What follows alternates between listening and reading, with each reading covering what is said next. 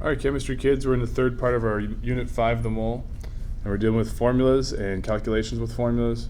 So today we're going to talk about empirical and molecular formulas. There are calculations that are involved with these, but it's going to be later in the unit. So right now we're just going to figure out what they are, how to tell the difference, just basic stuff with empirical and molecular formulas.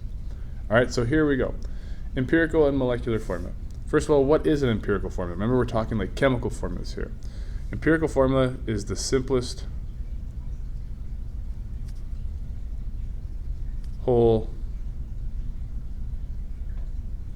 number in a formula, okay? So the simplest whole number, whereas the molecular formula is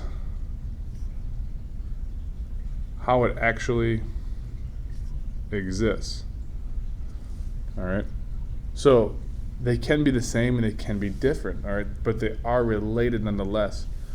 All right, so let's look at some examples and let's talk about some examples. So if you look on the bottom here, tell me if it's empirical molecular formula or maybe even both for that case. All right, so we look at this and we say C6H12. Well, can the 6's be reduced? And if the answer is yes, then this is a molecular formula because it's not the simplest whole number. So this is a molecular formula because the 6's can be reduced. If you divide each number by 6, it should be C1H1 or CH. WO2. Now, can we reduce those down anymore? And the answer is no, we can't. Okay, you can't reduce a 1 and we have a 2. Remember what we do to one of them, we have to do to both of them. So if we can't reduce both of them, then it's going to be the empirical formula.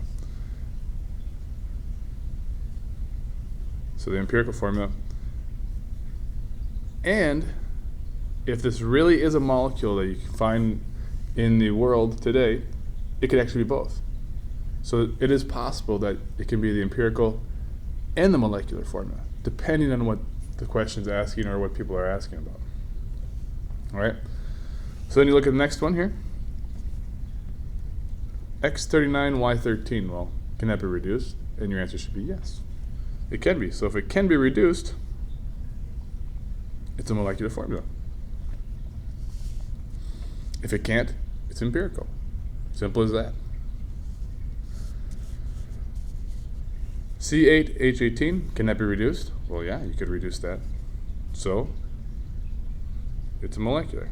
And then C2H6O2, well, these numbers down to their simplest form, and the answer is no. So it's molecular.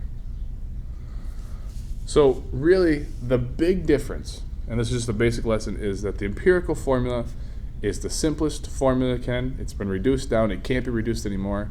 Whereas the molecular formula hasn't been reduced, and that's how it exists in nature, or how it exists in a compound. All right, so just this lesson was all about, can you tell me the difference between empirical and molecular formulas? And can you identify them? So use these examples. There are going to be more in class. Hope this helped. We'll talk to you later, guys.